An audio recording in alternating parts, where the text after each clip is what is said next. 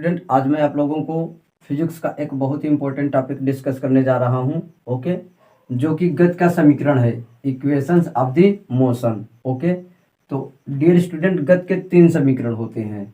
गति के तीन समीकरण होते हैं जो कि मैंने क्रम से लिखा है।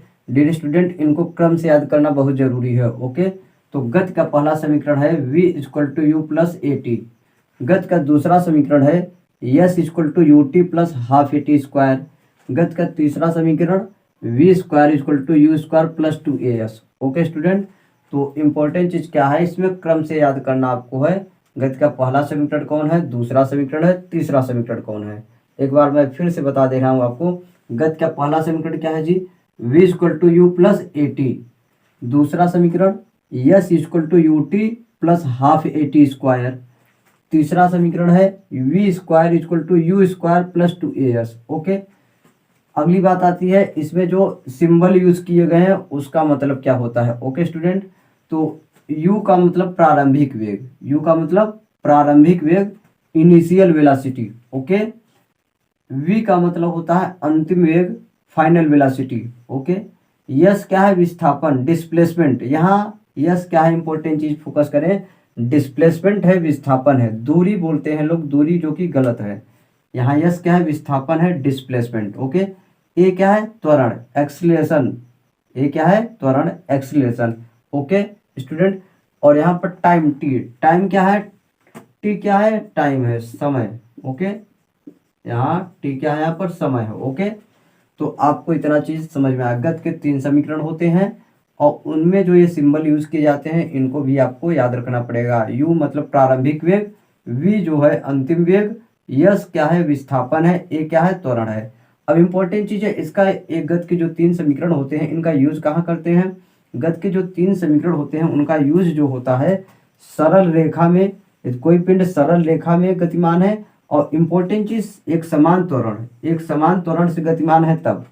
यहाँ पर इम्पोर्टेंट चीज फोकस करें, गति के जो तीनों समीकरण होते हैं, एक समान त्वरण से यदि कोई पिंड गतिमान है तो उनके गति संबंधी गणना करने के लिए यूज किया जाता है। ओके, तो ये यहाँ इंपॉर्टेंट चीज है, पिंड क्या होना चाहिए, सरल रेखा में गतिमान होना चाहिए, और वो कैसे, एक समान त्वरण से गतिमान होना चाहिए। त्वरण क्या है, असमान है, त्वरण बदल रहा है।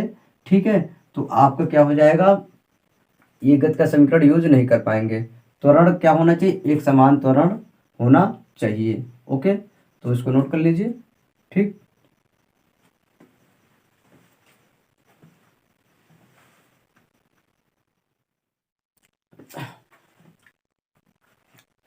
ओके डियर स्टूडेंट, तो देखिए गति के तीन समीकरण होते हैं जैसा कि मैंने अभी अभी बताया आपको। तो गति के तीनों समीकरणों को क्रम से याद करना बहुत जरूरी है। तो गति का पहला समीकरण होता है v = u + at। गति का दूसरा समीकरण होता है s = ut + ½ at²। और गति का तीसरा समीकरण होता है v² = u² + 2as। ओके, तो ये गति के तीनों समीकरण क्रम से आपको याद रहना चाहिए। फिर अगला इंपॉर्टेंट चीज, गति के समीकरण जो सिंबल जो होते हैं जैसा कि मैंने बताया, v क्या है, अंतिम वेग, फाइनल वेलोसिटी, तो u क्या है, प्रारंभिक वेग, अंतिम वेग, प्रारंभिक वेग, a क्या है, त्वरण है, t क्या है, टाइम, s क्या है, विस्थापन, डिस्प्लेसमेंट। ओके, तो अगला इंपॉर्टेंट चीज, गति के जो तीनों समीकरण होते हैं स्पेशल कंडीशन में इनका स्पेशल रूप हो जाता है, उसको आप एक बार समझ लीजिए। यदि क्वेश्चन में ये बोला रहे पिंड विरामावस्था से गति प्रारंभ करता है, पिंड जो है विरामावस्था से गति प्रारंभ करता है, ऐसा शब्द यूज किया रहे, तो उस कंडीशन में पिंड का प्रारंभिक वेग 0 है। u क्या है, प्रारंभिक वेग, उसका मान क्या हो जाएगा, 0। तो जहां जहां u है वहां क्या कर देंगे, 0 कर देंगे गति के समीकरण में। तो गति के जो समीकरण है ऐसे बदल जाएंगे, u का मान 0 कर दिए तो v = at हो गया। ओके, सेकेंड आप देखिए इक्वेशन, u का मान 0 तो ये खत्म हो गया, s = ½ at² हो गया, केवल बचा। उसी तरीके से यहाँ भी u प्रारंभिक वेग क्या हो गया, 0 हो गया, तो ये खत्म हो गया, v² = 2as बचा। ओके, तो गति के तीनों समीकरण जब पिंड विरामावस्था से गति प्रारंभ करता है तो ये हो जाते हैं, गति के तीनों समीकरण ऐसा रूप बन जाता है। आपको याद होना चाहिए कब, जब विरामावस्था से गति प्रारंभ करेंगे तब। उसी तरीके से मंदन की स्थिति, अब मंदन और त्वरण में क्या अंतर है, यदि समय के सापेक्ष पिंड का वेग बढ़े, समय के सापेक्ष पिंड का वेग बढ़े ठीक है, तो हम कहते हैं त्वरण है। ठीक है, तो त्वरण की कंडीशन में तो यही यूज करेंगे फार्मूला। लेकिन मंदन क्या होता है, समय के सापेक्ष वेग घटे, समय के सापेक्ष वेग घटे। जैसे आप 50 किलोमीटर प्रति घंटा की चाल से बाइक चला रहे थे, 50 किलोमीटर प्रति घंटा की चाल से आप चल रहे थे, प्रारंभिक वेग क्या था, 50 किलोमीटर प्रति घंटा था। लेकिन समय के साथ, समय बदलने के साथ साथ आपका वेग, अंतिम वेग क्या हो गया, अंतिम वेग क्या हो गया, 30 किलोमीटर प्रति घंटा हो गया, 30 किलोमीटर प्रति घंटा हो गया। तो समय के सापेक्ष यदि वेग कम होता है तो आप क्या कहते हैं, मंदन होता है। क्या होता है, मंदन, रिटार्डेशन। ओके, और मंदन में क्या करते हैं, त्वरण के मान को माइनस में लिख देते हैं, त्वरण का माइनस मान, ऋणात्मक वैल्यू। तो जहां प्लस ए है, प्लस ए सब दिखाई दे रहा है, माइनस कर दीजिए, जहां प्लस ए है वहां माइनस। तो गति का पहला समीकरण मंदन की स्थिति में क्या हो जाएगा, v equal to u minus a t, s equal to u t minus half a t square. तीसरा समीकरण v square equal to u square minus two a s. तो गति के जो समीकरण है मंदन की स्थिति में सब जगह क्या हो जाएगा, प्लस ए की जगह माइनस ए होने पर क्या हो जाएगा, माइनस हो गया। ओके, नेक्स्ट इंपॉर्टेंट चीज, यदि आपका, ठीक है, जैसे मंदन की स्थिति में शुरू में वेग तो क्या है, ज्यादा है, शुरू में वेग ज्यादा है। अब वेग कम होते होते अंत में क्या हो जाएगा, पिंड रुक जाएगा।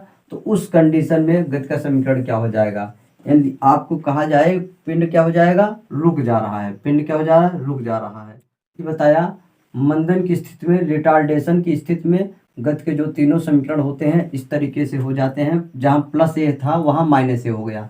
क्यों, क्योंकि आपको पता है त्वरण क्या है, वेग में वृद्धि, समय के सापेक्ष वेग में वृद्धि है तो आप कहते हैं त्वरण हो रहा है। लेकिन समय के सापेक्ष वेग में कमी हो रहा है, वेग में कमी हो रहा है, तो उस कंडीशन में आप क्या कहते हैं, मंदन। मंदन का मतलब वेग में कमी होना समय के सापेक्ष।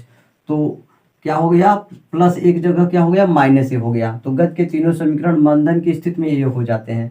प्लस ए की जगह क्या लिख दिया आपने, माइनस ए लिख दिया, जैसा कि मैंने आपको बताया पीछे। अब इंपॉर्टेंट चीज, मंदन हो रहा है, इसका मतलब पिंड का वेग धीरे धीरे कम हो रहा है। तो एट लास्ट, अंत में पिंड रुक जाएगा। ओके, तो यदि आपको क्वेश्चन में इस तरह से ये बोला रहे, अंत में पिंड रुक जाता है, ओके, अंत में स्पेशल कंडीशन आपका हो जाता है एक और, अंत में पिंड के रुक जाने पर, अंत में पिंड के रुक जाने पर, पिंड के रुक जाने पर, ओके, जैसे पिंड में मंदन अब चालू हो गया, पिंड का गति धीरे धीरे कम हो रहा है, वेग कम हो रहा है, तो अंत में वह रुक जाएगा। तो क्वेश्चन में बोला जाए अंत में पिंड रुक जाता है या अंत में पिंड विरामावस्था में आ जाता है, तो उस कंडीशन में क्या होता है, अंतिम वेग जीरो हो जाता है, अंतिम वेग v, अंतिम वेग v क्या होता है, जीरो हो जाता है। ओके, तो जहां जहां गति के समीकरण में v है वहां क्या हो जाएगा, जीरो हो जाएगा यहाँ मंदन की स्थिति में। क्यों, क्योंकि पिंड जब मंदन की स्थिति में आएगा इसका मतलब उसका वेग धीरे धीरे कम हो रहा है, तभी तो लास्ट में वो रुकेगा। तो आप मंदन की स्थिति में v इक्वल टू क्या कर देंगे, जीरो कर देंगे। तो यहाँ से गति के पहले समीकरण में v इक्वल टू जीरो रखेंगे और माइनस 80 इधर आया तो क्या हो गया, प्लस 80 हो गया। तो यहाँ से जीरो है तो u इक्वल टू 80।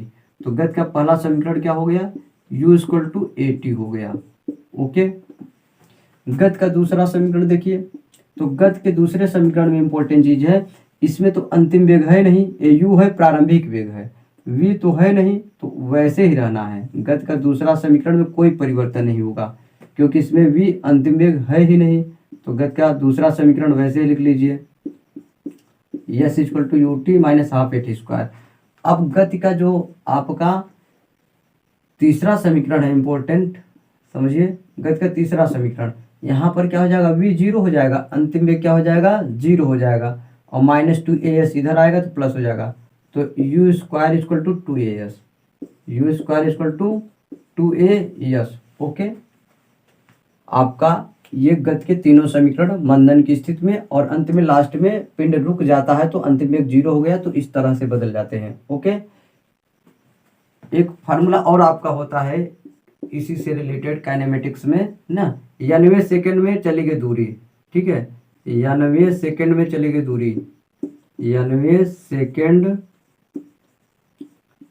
में चली गई दूरी, चली गई दूरी, इसका फार्मूला क्या होता है देख लीजिए। एस एन बराबर you plus half, S N बराबर you plus half A two T minus one, half A two T minus one. Okay, anyway second में चली गई दूरी का फार्मूला क्या होता है, S N equal to, S N का मतलब एनवे सेकंड में चली गई दूरी, एस एन का मतलब एनवे सेकंड में चली गई दूरी बराबर you plus half A two T minus one, या यहाँ सॉरी यहाँ पर टू न लिख करके यन लिख दीजिए, क्या लिख दीजिए यन, एनवे सेकंड में यहाँ यन है तो यहाँ यन रहेगा, यहाँ टी है तो टी, टीवे सेकंड में चली गई दूरी तो यहाँ दोनों जगह टी लिखेंगे, और एनवे सेकंड में चली गई दूरी तो टी, उससे कोई फर्क नहीं पड़ेगा। ठीक, तो एनवे सेकंड में चली गई दूरी का ये फार्मूला होता है। ओके, इंपॉर्टेंट चीज। ठीक है, तो आपको गति संबंधी मैंने आपको इतनी महत्वपूर्ण जानकारी दिया, गति के समीकरण संबंधी, इसको आप नोट कर लीजिए और याद